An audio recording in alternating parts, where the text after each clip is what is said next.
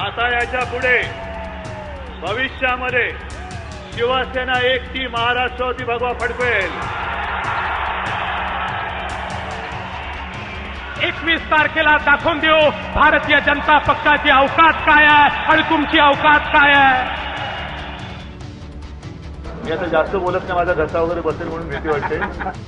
बंधू भगिनींनो, तेव्हाही शकुनी मामा आणि दुर्योधनाचंच चालायचं। कुठेतरी ते असे म्हणाले होते की लाल किल्ल्यावरती जाऊन भाषण केल्यामुळे पंतप्रधान होत नाही, तसं स्वतःला कृष्ण समजलं म्हणून कोणी कृष्ण होत नाही।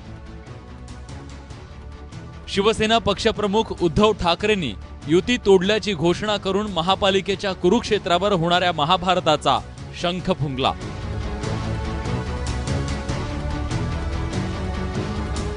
आणि मुख्यमंत्री देवेंद्र फडणवीसांनीही त्याच आवेशात उद्धव ठाकरेंचं आव्हान स्वीकारलंय। मला माझ्या सोबत अन्यायावरती वार करणारे सैनिक पाहिजेत, पाठीत वार करणारे सैनिक नको आहेत। जर मी निर्णय घेतल्यानंतर माझ्या शिवसेनेमध्ये एक सुद्धा सैनिक बंडखोर म्हणून माझ्या अंगावरती येता कामा नये। तुम्ही मला फक्त वज्रमुठ्या दात पाडायचं काम मी करून दाखवतो।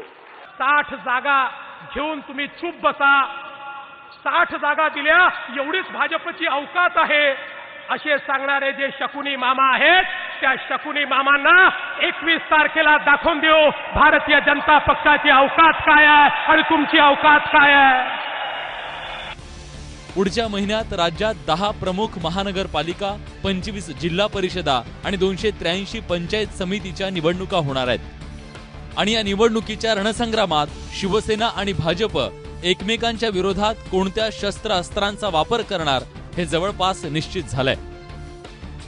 भाजपत सुरू असलेल्या गुंडांच्या इन्कमिंगमुळे भाजपला शिवसेनेकडून टीकेचे बाण झेलावे लागणार आहेत। पार्टी विथ डिफरन्स म्हणजे काय?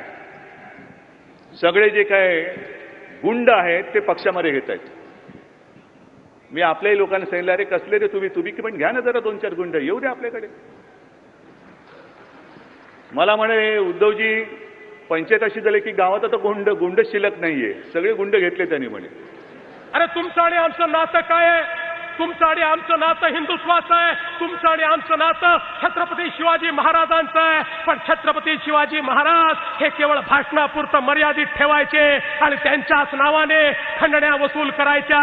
अशा प्रकारे जर चालत असेल तर छत्रपतींचं नाव घेण्याचा अधिकार हा या ठिकाणी कोणालाच मिळू शकत नाही। तर मुंबईचा बकाल चेहरा पोस्टरवर झळकवून भाजपनं शिवसेनेवर आसूड ओढायला सुरुवात केली आहे। आम्ही या ठिकाणी करून दाखवलं म्हणणारे नाही, आम्ही या ठिकाणी करणार आहोत म्हणणारे नाही। खऱ्या अर्थानं जमिनीवर काम सुरू करून आज ज्यावेळेस आम्ही दाखवतो त्यावेळी आम्हाला सांगावं लागत नाही करून दाखवलं, जनताच आम्हाला म्हणते होय तुम्ही करून दाखवलं। पारदर्शकतेच्या मुद्द्यावरून युतीत ब्रेकअप झाल्याचं सांगत मुख्यमंत्री स्वतःची मिस्टर क्लीनची प्रतिमा आणखी गडद करण्याचा प्रयत्न करतायत। तर भ्रष्टाचाराच्या मुद्द्यावरून शिवसेनेला कोंडीत पकडण्यासाठी किरीट सोमय्या यांनी मिशन ब्लॅक पेपर सुरू केलंय। आणि आम्हाला ते म्हणतात की पारदर्शिता आणायची असेल तर केंद्र सरकारमध्ये आणा, पारदर्शिता आणायची असेल तर राज्य सरकारमध्ये आणा।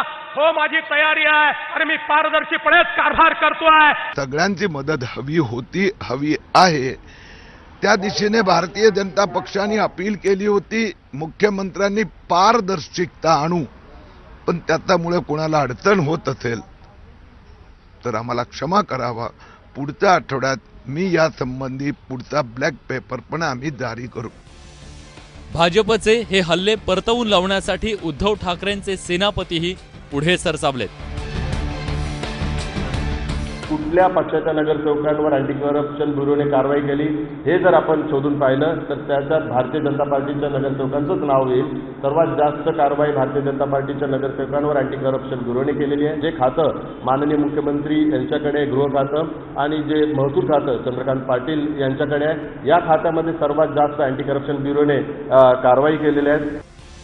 युती तुटल्याचं पाप आपल्या डोक्यावर नको म्हणून भाजप नेत्यांनी शिवसेनेतले शकुनी मामा हेरलेत। बंधू भगिनींनो, तेव्हाही शकुनी मामा आणि दुर्योधनाचंच चालायचं। आणि आजही शकुनी मामा रूपी अनेक लोक हे त्या ठिकाणी दुर्योधनाच्या आजूबाजूला आपल्याला पाहायला मिळतात, हे त्या ठिकाणी धृतराष्ट्राच्या आजूबाजूला आपल्याला पाहायला मिळतात। आणि त्या माध्यमातून 60 जागा घेऊन तुम्ही चूप बसा, 60 जागा दिल्या एवढीच भाजपची अवकात आहे असे सांगणारे जे शकुनी मामा आहेत, त्या शकुनी मामांना 21 तारखेला दाखवून देऊ भारतीय जनता पक्षाची अवकात काय आहे आणि तुमची अवकात काय आहे। आम्ही महाराष्ट्राच्या मुख्यमंत्र्याचा मान राखतो, व्यक्तीचा नाही। ज्या दिवशी त्या पदावर बसलेली जी व्यक्ती आहे ती त्या पदाचा त्याग करून जेव्हा अशा प्रकारची भाषा वापरेल तेव्हा शिवसेना काय आहे आणि शिवसेना कुठल्या भाषेत बोलू शकते हे त्यांना समजेल। पण आज तरी ते महाराष्ट्राचे मुख्यमंत्री म्हणून सगळा लवाजमा आणि कवचकुंडले घेऊन बोलत आहेत, ते चांगले ग्रस्त आहेत। पण त्यांना सुद्धा त्यांच्या पक्षामध्ये शकुनी मामा, दुर्योधन वगैरे वगैरे वगैरे या लोकांनी घेरलं आहे, त्यांचा नाईलाज आहे। मी त्यांच्यासाठी ईश्वराकडे प्रार्थना करतो। 21 फेब्रुवारीपर्यंत महापालिकेच्या कुरुक्षेत्रावरचं महाभारत चांगलंच रंगणार आहे आणि या महाभारतातले पांडव कोण आणि कौरव कोण याचा निर्णय 23 तारखेला जनता जनार्दन करेल। मात्र महाभारताचा अंक संपल्यावर सत्तेसाठी कौरव पांडवांनी एकमेकांना आय लव्ह यू नाही म्हटलं म्हणजे मिळवलं।